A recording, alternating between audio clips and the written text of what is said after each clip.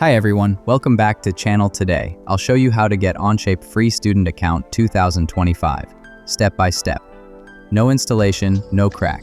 This is the official and safe method to use Onshape completely free as a student. So make sure you watch this video till the end. Step 1.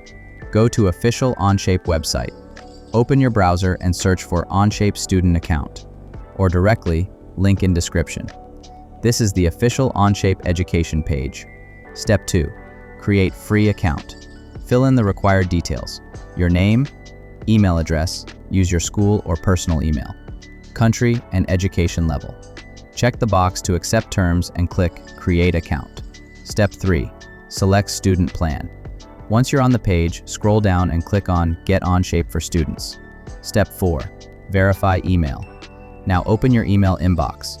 You'll receive a verification link from Onshape. Click that link to activate your student account. Step 5. Access Onshape online. Once verified, log in to cad.onshape.com. You can now use the Onshape Student Edition 2025 completely free, directly in your web browser.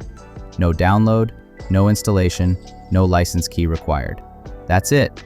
You've successfully created your Onshape Free Student Account 2025 and can start designing right away.